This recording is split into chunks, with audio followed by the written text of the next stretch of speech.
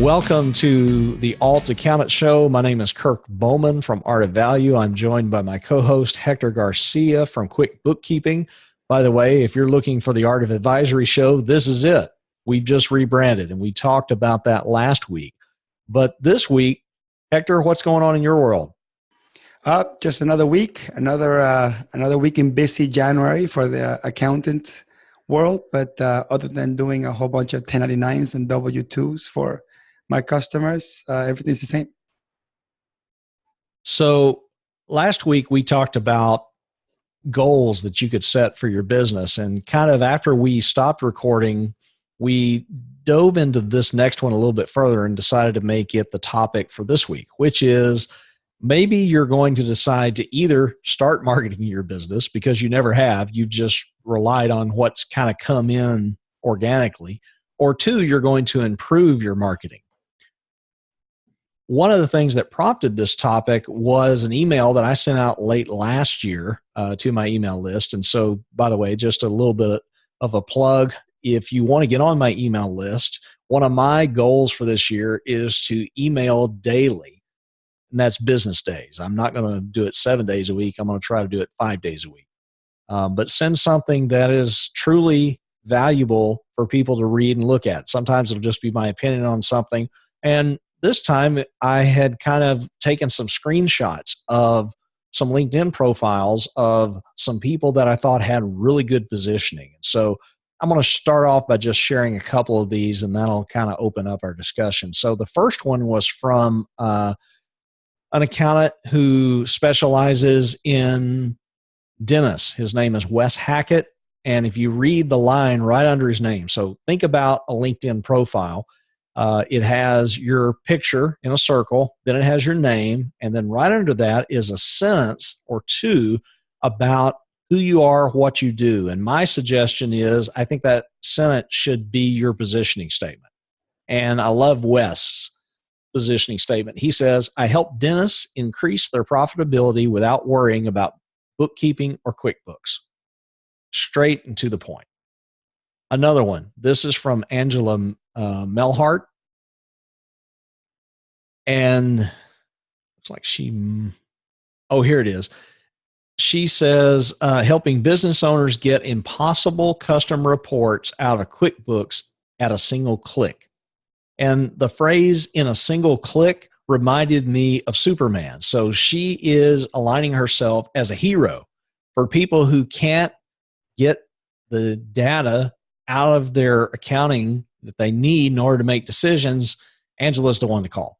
So those are just a couple of examples. What are your thoughts on this idea of positioning, particularly around the idea that it's probably one of the important things to consider as a goal for 2019?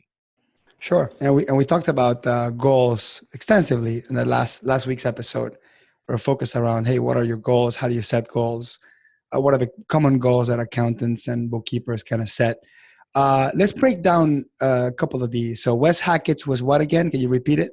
Let me break it down for you for a second. Let's see. Wes's again was, I help dentists increase their profitability without worrying about their bookkeeping or QuickBooks. Okay. So I just want to break down what's good and, let's say, potentially bad about these positioning statements. So what most people think that's potentially wrong with positioning statements, or what could negatively impact them, you should call Wes and ask him. He's very successful. And he happens to be a friend of ours as well, at least mine. Kirk, I don't know if you know him, but he happens to be a friend of mine as well. You have to ask him. Yeah.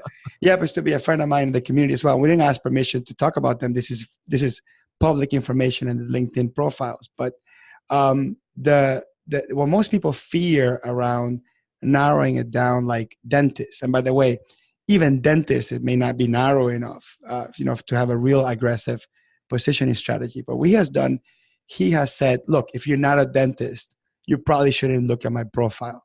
And that takes a lot of courage.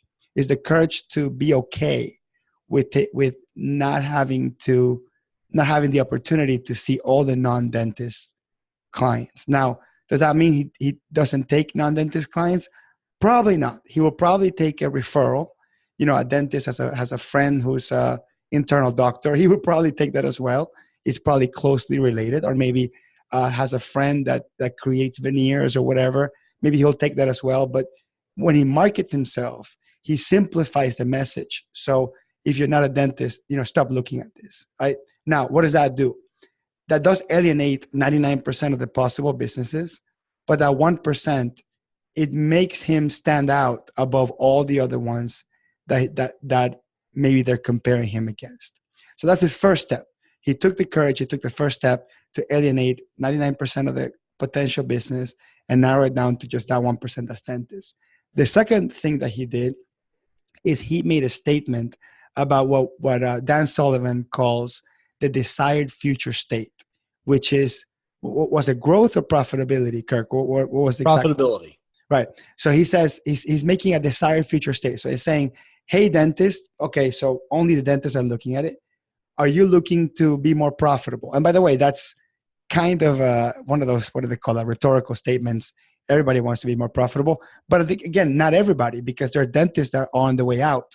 But there are dentists that are looking, to sell their business or exit it. And there may be accountants that focus on, dentists that are selling their practice. I mean, so again, so if you're saying I'm focused on dentists that are growing or looking to be more profitable, they're probably going to be younger dentists, right? The ones that are in the first 10 years where they haven't hit that plateau where they're just a flat, because I don't know a lot about dentists, but I have enough dentist clients where I can tell you that the first 7 years, it's a roller coaster. And then once you hit 7 years, it's pretty much a flat line, right? Not to make any medical jokes here. They don't grow, they don't get bigger, they don't get smaller. They're pretty much busy all the time, and that's it. So he's probably not looking for those dentists that are very comfortable with staying how they are. So he's making the desired future state statement to say, hey, dentist, only dentist, if you're looking for profitability, which is probably those that are growing, or the few that are on the plateau that are looking to expand, I can help you. Oh, by the way, if you have worried about accounting before and you have had anxiety around giving receipts to your accountant or giving them a spreadsheet of expenses or even fiddling with QuickBooks before, you don't have to do that. So he's touching 3 points. One, he's saying who wants to be the person to look at this message. Two, from within that group, which ones are the ones based on where they want to go, where they want to be, that should be calling them. And three, based on how they felt before. That they should call them. So I think when you look at all three of those components together, you look at a very good positioning statement. So if he had said helping dentists be more profitable, I would say maybe that's not as narrow, or helping dentists have clean books or clean accounting is not narrow. I think that he used 3 specific points to get him there. So I really like that. So I wanted to kind of break that down. What was the second one? So I can dissect that one as well. So I'll bring that one up, but I just want to hit on a couple things. First of all, one of your last comments was helping dentists keep clean books. By the way, I think the primary reason Wes didn't use that, and I don't know, I haven't talked to Wes, but this is just my guess, is that he realized that clean books mean nothing to dentists. What means something to dentists is the outcomes or results that clean books help them achieve. But clean books is not a goal they have. They have a goal that's something further up the line. Clean books just happen to be something that helps get them there. So that would be, I guess, my one comment that I would add. All right. The second one was from Angela, and I'm probably not pronouncing her last name correctly. It's Meharg. But her positioning statement was helping business owners get impossible custom reports out of QuickBooks at a single click. Okay, and I may be biased on this too, because I also know Angela, and she's a friend of mine. So help me pronounce the last name. I mispronounce it, so I'm not gonna dare to So say. you're not a friend of hers if you don't know how to pronounce her name. That's okay. We send clients to each other, so we're friends. All right, you're friends. I'll gift you that one. Yes, we are. We see each other in every conference. And again, it's a coincidence that you picked 2 people that I happen to know really well, but I guess our circle is getting closer and closer. So Angela, she builds custom reports using tools outside of QuickBooks. I don't want to get very techie, but she will use SQL, Crystal Reports, a tool called QCube, ODBC, and that's it. I'll stop the nerdiness there. But she'll take she'll take her technical knowledge, which is all back end database stuff, and figure out and she has to dig really deep into the client's needs, how to get this notion of double clicking on an icon in your desktop and this producing the report with the KPIs, with the net summary numbers, where the end user doesn't have to dig deep or change variables or move knobs around in order to get the report going. Even within QuickBooks itself, and in her positioning statement, she says from QuickBooks. QuickBooks has some tools for custom reports. And even if you can pull the report from QuickBooks, you still have to press about 6 different clicks. Now, 6 clicks is not really a big hardship, right? Most people can click 6 things. The hardship is remembering which are the 6 things you have to click. And 6 is a lot. Yeah, I know. But I'm saying when you compare paying $3,000 or $4,000 for a one-click report, which is how much she charges, by the way, and I think many ways it's a bargain, by the way. But when you compare, I'm trying to sell to my customer, hey, pay $3,000, $4,000 for this instead of hitting the 6 clicks. The customer say, look, I can do the 6 clicks. But the real challenge is that even from there's other data that needs to be calculated or summarized that requires that 6 clicks times 3, because you have to run it in 3 different reports and then compare the data across the different reports. So what she's done is taking all this technical mumbo jumbo and turning it into a 1-page summary KPI or summary report, so the business owner can look at the stuff that really matters to them, right? Trends in terms of what inventory it's moving, trends to know which inventory is not moving at all, so it's in the borderline to be obsolete, jobs that are way over budget that have to be looked at before it becomes a complete massacre in your profitability, that sort of thing. So what she has done is build a niche around building custom reports, and her market is very, very narrow because people don't search custom reports, via SQL, ODBC through QuickBooks and Google. People don't search that. She actually requires other accountants and bookkeepers to be on the lookout for that type of solution. So she networks a lot within the professional community to say, hey, by the way, if you have clients that get frustrated trying to pull this report, that report, refer them over to me.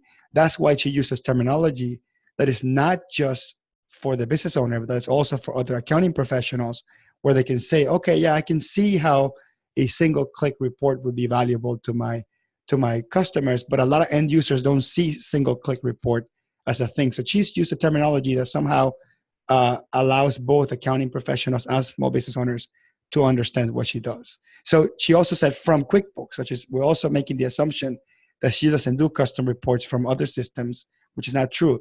She does do custom reports from other systems, but she's focusing on the QuickBooks market. So she's playing on 3 anxieties.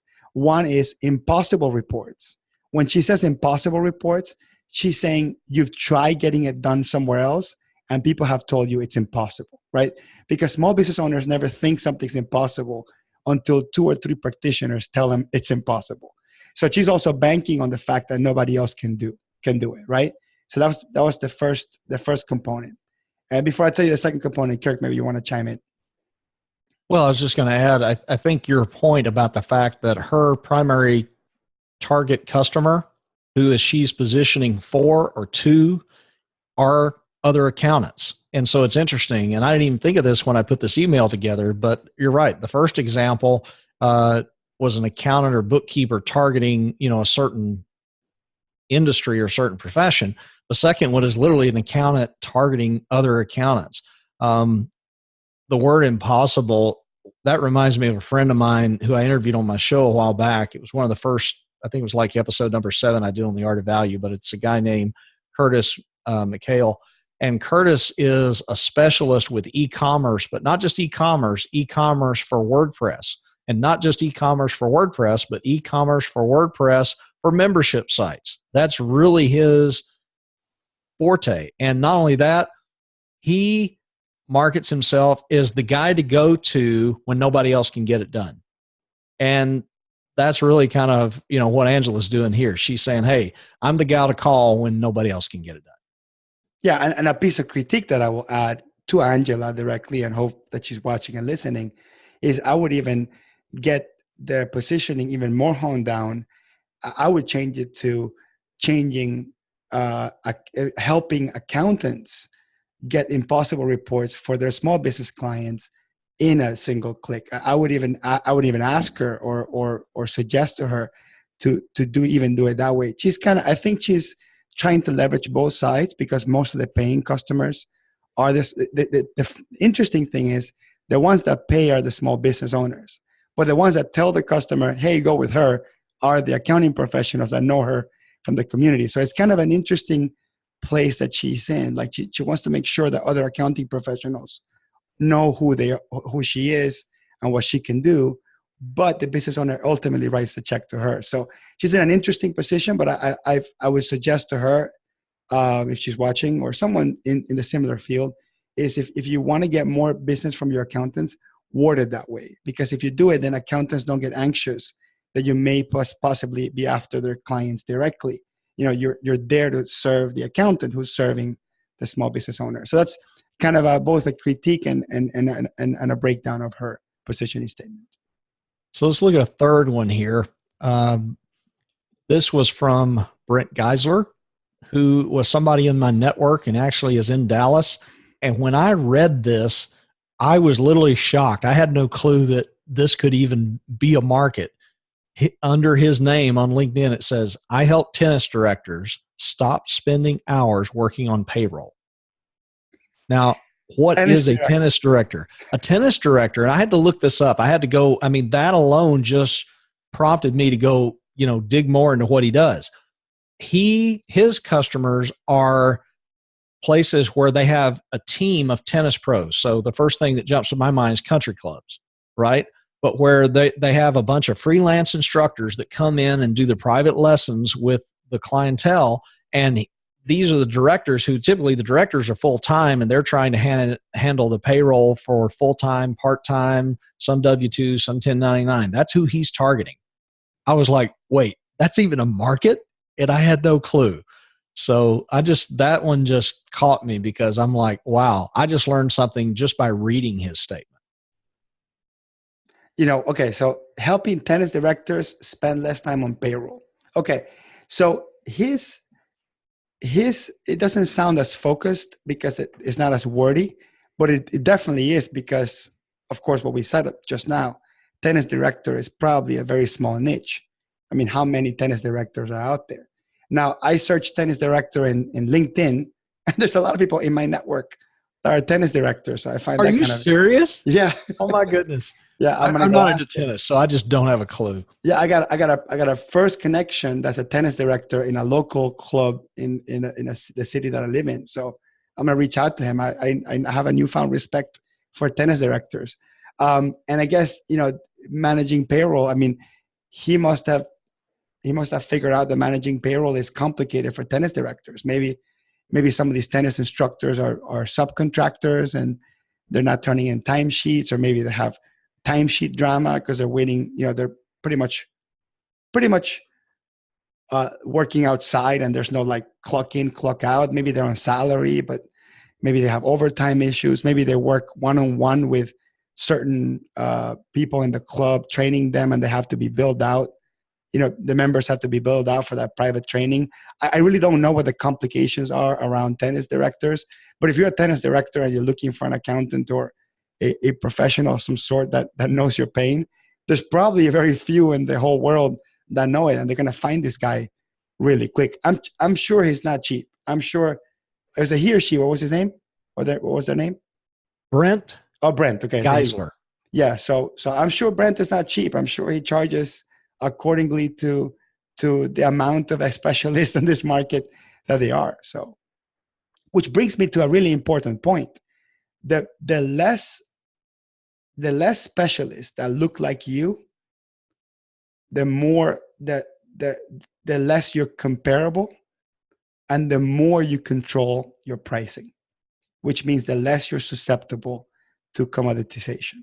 to, oh, the other guy would do it for this much. There isn't another guy to do it because nobody else does this, right?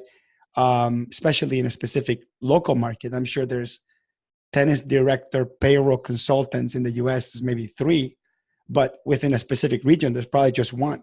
So I think having the ability to say, look, not that I'm pricing for the sake of pricing, but there's no one else that can do this. The price is the price because, this type of work nobody else can do. And I do it really well. And, and the value you get out of it is XYZ, whatever it happens to be. But I believe that you have a lot more control over your pricing in the marketplace, or at least the perceived value, if you are one of the very few that do that, whatever that is.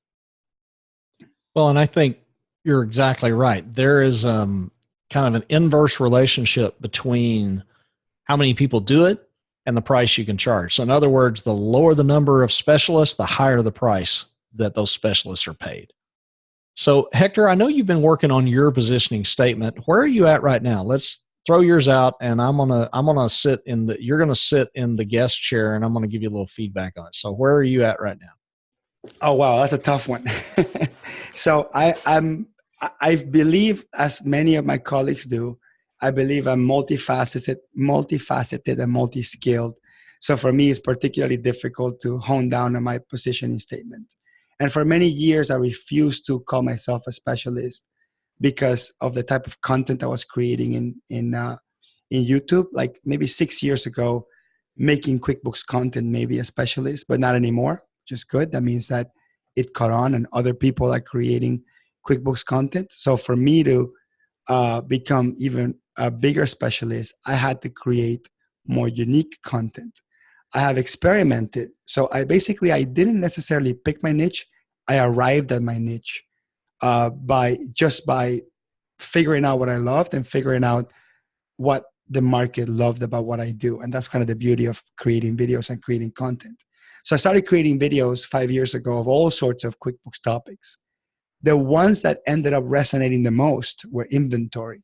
So 3 years ago, I decided, you know what, I'm going to do more inventory stuff than anything else. So I made it a point to be the biggest YouTube channel with inventory related content for QuickBooks Enterprise. I was very specific. And even within that, I found out that the clients that were willing to pay the most, the ones that really were waiting to check at me saying, you pick the date, you pick the time, I'm ready to go with you, were manufacturing companies. Because there were less and less consultants that wanted to deal with manufacturers, because manufacturers are a lot of work. They're a lot of work. There's a lot of moving parts, no pun intended, right? But there's a lot of physical moving parts. There's a lot of materials. There's a lot of things on the bill of materials. Just manufacturing requires a lot of attention to a lot of detail. And most accounting professionals, although they're detail oriented, they're also sort of high volume. So it's very difficult to go all in, heart and soul and physical body, because I physically go like under shelves and clean shelves out with my customers, because I want to understand their warehouse and their inventory in such a deep way. Most accountants are just not willing to do that. And I love doing that. I happen to have come from a background of inventory when I worked for Best Buy a decade and some years ago. 15 years ago, I forgot exactly how long ago was it when I left Best Buy.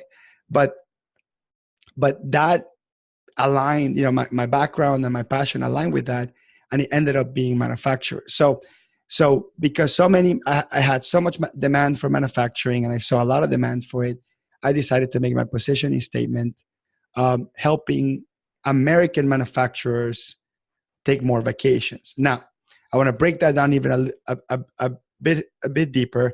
So when I say helping many American manufacturing business owners take more vacations, I'm actually saying I want to help owners of small manufacturers in the US get their inventory right, so they can get so they can price their product right at a profitable range, so they understand how to market their product better, so they can be more profitable. We can delegate all the work to other employees, so they can let go of some of the day-to-day stuff. And then once they're profitable, once they delegated stuff, and their QuickBooks is running like a well-tuned machine, at that point, they can take more vacations. So that's mine. It's helping American manufacturing business owners take more vacations. Now, now that I did that, I'm getting way too many leads again, even within the manufacturing world. So I'm also trying to now hone down and pick which manufacturers I want to work with. Now, the manufacturers that I have been most successful with have been in the Midwest. So anywhere between, like, I would say, Illinois, Indianapolis, Philadelphia, West Virginia, North Carolina, South Carolina. Well, actually, that's more of the East Coast, but anything like around the Midwest and a little bit more towards the Virginia area, most manufacturing companies around that area, they've called me quite a bit. I've been very successful. So I'm bringing it one step further and doing it there. So that's what it is, helping Midwest American manufacturers take more vacations. So critique, my friend. Well, hang on a second, because you kind of stole my critique. So I'm going to ask you. Peek behind the curtain here. We have an off-screen chat that Hector and I can use to communicate back and forth while we're recording. And I'd actually suggested that you change American to Midwest. Had you read that, or did you just come up with that on your own? A combination of both, actually. A combination of both. So what they call the I get partial credit. Yeah. So what they call the Rust Belt. Yes, the Rust Belt. That's exactly what I was thinking of. Right. What they call the Rust Belt is where my top 5 clients from last year came. It was Philadelphia, Ohio, West Virginia. I don't know if West Virginia falls into that, but my best clients that I've done the best work that has whole country, it probably does. Yeah, truly transformative have been manufacturers in the Rust Belt. So that's somewhere Midwest, a little bit of the Mid-South, Mid-Atlantic type of area. That's where most of the best customers have come from. A lot of times when we talk about specialization, narrowing down, niching down, focusing, positioning, etc., people get worried. Well, am I going to go too narrow? Are there going to be enough customers? And there are ways to figure that out, and we don't have time to get into that. But essentially, I just want to point out what Hector said. He started focusing on American manufacturers, and he's now getting too many leads, so he now sees an opportunity to niche down to a geographic area, which is one way to niche down. He could niche down into light industrial manufacturing versus heavy industrial manufacturing, or maybe electronic component manufacturing, or whatever, right? You could find different ways to narrow down. So don't be scared of that. That's a natural reaction, but it's not correct. It's a myth. It's a falsehood. I'll add one more thing, if you don't mind, just to kind of close full circle on that. So I wanted to be a global business because of my YouTube presence. So I started by saying, I'm going to help every manufacturer in the world. But I was trying to do a cross-section between my skill set and my values. And one of my values is I want to help people take more vacations. And I ended up in the last couple of years noticing that the way people view vacations worldwide is not the same thing as in America.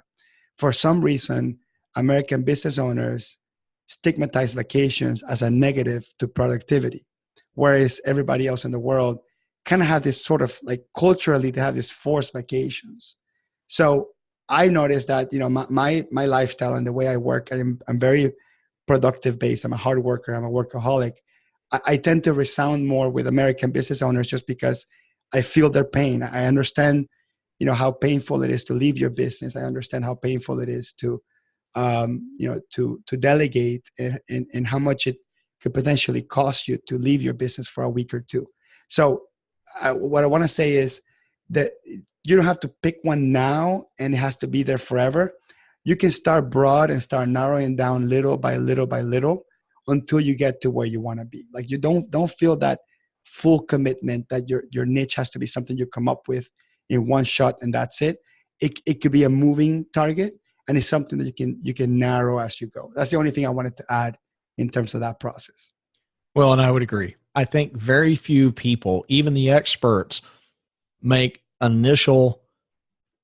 essentially declare a theory about who they're going to target, what their positioning statement is, and it goes unscathed. Most of them get revised because of refinement through actual live fire on the business field, so to speak. And I'll add one more plug to AltAccountant. If you have already enrolled in the program, this unique positioning statement will be probably one of the most prevalent things that we're going to get to extract out of you.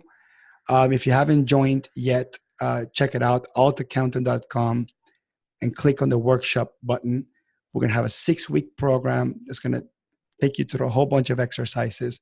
One of them is going to be positioning. And at the heart of positioning will be your unique positioning statement, which is the one that I have and the one that some of these accountants have that we have read from. So Kirk, goodbye, buddy. All right. See you next week.